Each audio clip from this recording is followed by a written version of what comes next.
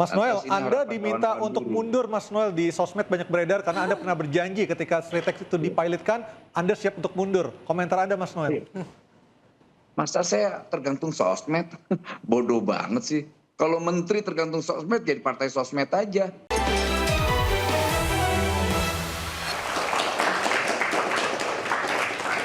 Pak Budi, menyikapi Sritex dan juga Badai PHK secara umum, apa yang mau disampaikan dari sisi pengusaha kepada Wamenaker kita malam hari ini? Silakan, Pak. Oh, saya kembali malah mau mengartikulasikan apa yang tadi Pak Wamen sampaikan. Insting pengusaha sederhana kok, Mas. Pengusaha itu mau berusaha dan pasti mau growing. Nggak ada pengusaha yang mimpinya, oh suatu saat saya pengen bangkrut ya. Pak Budi, sorry, apakah Anda merasa semua beban tuh kayaknya ada di pengusaha? Yes, definitely. Kita ini semacam Harus jadi dituntut pemadam segala kebakaran. macam gitu ya. Padahal tadi kita ingin growing, maka yang Pak Wamen tadi sampaikan betul. Beri kami lahan di mana kami bisa menanamkan investasi dan bertumbuh subur gitu. Ini isunya. Kalau tadi Pak Wamen sampaikan misalnya perizinan dipermudah, itu akan sangat membantu. Kemudian regulasi yang tidak berubah-ubah setiap saat. Seperti kemarin misalnya bicara pengupahan. Setiap tahun tuh peraturannya berubah. Lalu pengusaha gimana mau ngitung kos Terutama biayanya? jelang pilkada ya. Terutama jelang pilkada ya. Nah tadi juga Mbak Anissa sudah katakan bahwa kita pun pasarnya juga turun. Seperti yang TPT itu dan segala macam itu turun 30-40%. Belum lagi sekarang isu kita masuk BRICS. Kemudian yang sekarang pasarnya di Amerika. Dia perang tarif. Lalu kalau revenue-nya nggak ada, cost-nya naik terus ya selesailah sudah. Baik. Jadi kembali, terima kasih Pak Wamen. Saya kira apa yang Bapak sampaikan memang beri kami situasi yang kondusif untuk berusaha. Dan Baik. jujur sekarang itu sangat challenging. Pak Budi, di tengah tadi semuanya itu diletakkan di pundaknya pengusaha. Dari peraturan pemerintahnya sendiri mendukung pengusaha atau tidak? Ya memang challenge kita di negara itu semua pihak mau bikin peraturan. Jadi Berlapis ya pemerintahnya, bukan cuma pusat peraturannya ya? banyak ya. Pak Budi mau ngomong pemerintah terus terang nggak pusat, enak nanti kayaknya. pemerintah daerah. Berlapis maksud saya dari mulai kelurahan, kecamatan, Iya. itu mendukung nggak?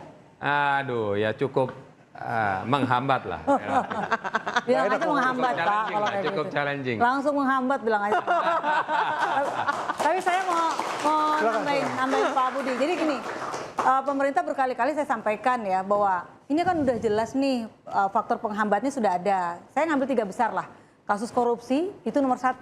Bagaimana investasi nggak mau masuk datang ke Indonesia. Ini Baik korupsi di ASN, di aparat. Wah, korupsi di semua lini ini mas Oke. sekarang kayaknya udah luar biasa. Jadi udah masuk ke semua sendi-sendi kehidupan bernegara dan berbangsa. Jadi investor asing maupun domestik udah nggak masuk. Lalu yang kedua birokrasi tadi, termasuk dari perizinan berbelit-belit. Jangan kan ngurus perizinan Pak Budi, ngurus KTP aja saya sampai berbulan-bulan dulu ya sebelum ada peraturan. Tetapi sekarang masih berlaku sih di beberapa daerah. Jadi harus nunggu berapa bulan. Kalaupun mau cepet pakai laut belakang tuh yang ngasih oknum-oknum. Itu biaya lagi. Itu biaya lagi dan itu kan kolusi jatuhnya. Terus kemudian pungutan liar. Apa yang dirasakan oleh Sanken yang tutup dan pindah ke Vietnam, salah satunya yang nggak kelihatan di permukaan tapi di dalamnya ada adalah pemerasan dari ormas lingkungan sekitar. Lalu bagaimana pemerintah menanggapi itu, memproteksi itu. Lah kalau balik ke regulasi di saat negara-negara lain itu melindungi produksi dalam negeri, ini kok malah ngebuka dengan keran impor melalui Permendak nomor 8 tahun 2024 yang diteriakin, yang dibenci atau yang sekarang lagi dikecewakan oleh para pengusaha tekstil dan juga alas kaki dan keturunannya. Jadi bukan hanya nyasar itu Permendak tentang tekstil tapi juga elektronik. Dan juga UMKM masuk kehajar juga gitu loh. Baik. Nah ini pemerintah gimana? Saya nggak ngerti bagaimana mappingnya itu. Saya ke Pak Wamenaker dulu. Ini pastinya bukan menjadi domain semata dari Menaker, Mas Noel. Bukan. Saya sepakat, kita sepakat juga. Tapi mungkin yang ingin kita ketahui adalah bagaimana sebenarnya ketika sidang kabinet, rapat kabinet, ataupun sebenarnya ketika rapat koordinasi dengan lintas kementerian ini, apa sih yang dibahas dan juga tujuannya seperti apa, Mas Noel? Supaya kita semua juga bisa paham dan juga investasi bisa datang lagi ke Indonesia dan ekonomi ini kembali naik, Mas Noel. Ini karena saya kan pejabat yang tidak punya beban ya. Jadi saya sampaikan tuh persoalan-persoalan yang tadi disampaikan Mbak Mira, atas Mas Budi, terkait keinginan kawan-kawan pengusaha, ada hambatan-hambatan atau kiranya hambatan menurut saya itu hambatan-hambatan yang kecenderungannya kita bukan pro terhadap industri nasional, malah kecenderungannya malah pro terhadap impor. Nah itu termanifestasi dengan Permendak nomor 8. Dan itu tanggal 23 Desember saya sudah sampaikan. Dan itu akhirnya akan dievaluasi oleh Menteri Perdagangan. Kemarin dia komitmen tanggal 5 Februari, dia bilang kita akan kita revisi. Semoga ini menjadi angin segar ya. Tinggal kita lihat revisi ini arahnya kemana gitu. Sudah direvisi atau belum ya? Kami juga belum mendengar ada kabar revisi tuh, Mas Noel. Tapi sudah ada pernyataan dari Kementerian Perdagangan akan direvisi. Nah, akan kedua, ya berarti juga ya? Belum kita, ya? Baru akan ya? ya. Nah, kedua ya terkait tadi izin. Memang tidak ada siapa sih gini. Pertama pengusaha tidak akan mau yang namanya ada PHK, udah pasti tuh. Kedua negara juga tidak mau adanya PHK. Ya. Ketiga buruh juga tidak mau di PHK. Gitu loh. Nah problemnya apa?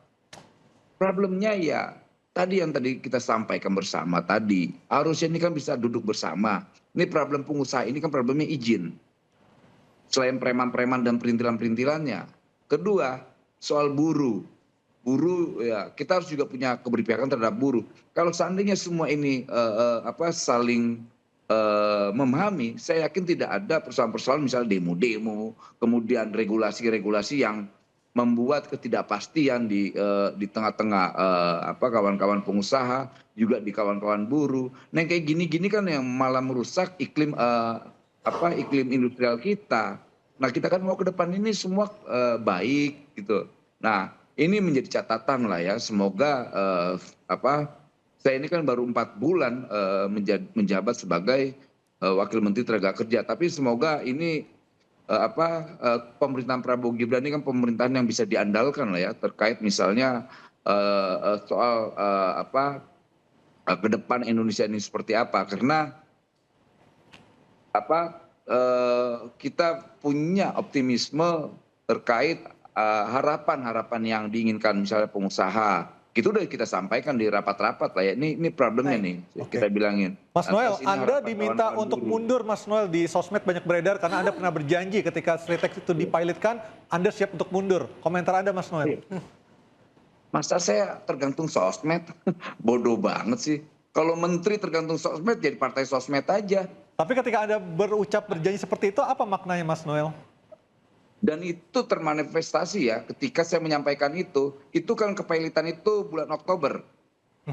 Dan tidak ada yang namanya PHK dari bulan Oktober sampai bulan Februari. Berapa bulan saya harus pertahankan itu dan kurator tidak PHK.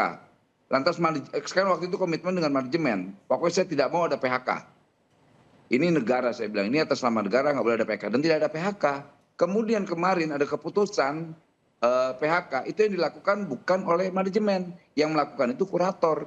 Tanya kan kurator dong. Nah kan kadang ini kan maaf ya, ini orang-orang yang nggak paham nih, nggak ngerti nih orang-orang medsos ini mana tahu kurator. Jangan-jangan baru baca kurator itu apa. Yang tahu itu buru-buru. Lantas kok yang protes medsos. Yang harus marah kepada saya itu adalah buruh. Yang harus marah sama saya itu adalah serikat pekerja. Nah, serikat pekerja dia nggak marah sama saya. Karena mereka paham situasi begini. Buruh juga tahu, paham. Makanya kadang-kadang mau saya bilang, ya idiot, ya gimana. Nanti bilang, lo pejabat kok ngomongnya. Ya emang ya kita pejabat yang lahir dari aktivis. Kita nggak punya beban. Mau saya bilang apa kayak itu.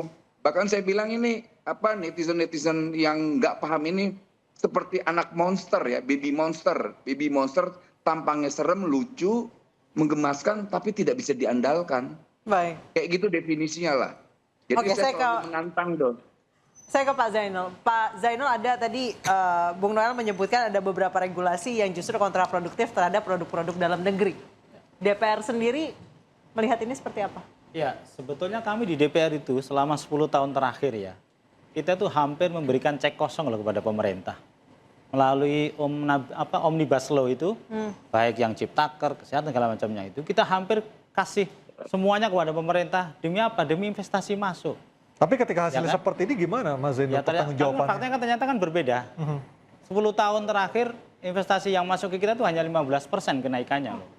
Dan dari Jauh sama Vietnam. Dan dari Oktober sampai bulan Maret ini mungkin Komisi 9 juga kurang galak kali. Iya. Kalau dari DPR sendiri melihatnya kenapa cuma 15%? Karena Faktor faktor yang Mbak utamanya Mira apa? tadi itu. Soal Korupsi. reformasi birokrasi yang nggak jalan. Ya kan? Korupsi. Tata laksana soal perizinan, kemudian juga soal penataan SDM di sektor human resources kita. Artinya apa? Bahwa iklim investasi yang masuk ke kita itu tidak diberikan apa ya istilahnya daya dukung Insentif ya, tidak ada insentifnya yang ya. cukup. Dari sejak bulan Desember dengan Kementerian Tenaga Kerja kita sudah minta data misalnya potensi PHK massal itu ada di mana saja. Baik. Misalnya di Pak Budi di Apindo itu ada 8.000 anggota Apindo itu. Ada nggak sih misalnya peta dari sekian ini ya sekian ribu alarm merah, sekian ribu alarm kuning, ini alarm hijau. Nah, yang alarm merah itu diintervensi pemerintah misalnya melalui apa? Oh, insentif pajak, yang paling berat apa misalnya gitu. Tagihan listriknya terlalu besar, dikasih keringanan misalnya begitu loh. Berarti butuh gitu. mitigasi-mitigasi yang Itu sampai yang sekarang. menurut saya sampai hari ini pemerintah belum melakukan dengan detail ya. Mungkin sudah dilakukan tapi masih makro gitu. Ini padahal PKB ini partai pendukung pemerintah nih Mas. Iya, tapi kan nggak masalah kita minta Oke. detailingnya. Baik, Ya. baik, baik. Kan nggak masalah, kan itu demi kebaikan semuanya kan. Kan Nah, gitu. saya ingin nanya Pak Zainul deh. Kan fungsi Dewan Perwakilan Rakyat DPR ini adalah salah satunya adalah pengawasan terhadap jalannya pemerintahan. Kan tadi Pak Zainul sampaikan ini investasi yang masuk hanya 15%. Nah sudah sampai sejauh mana sih Pak fungsi itu? Kan Bapak mewakili kami nih sebagai rakyat gitu ya.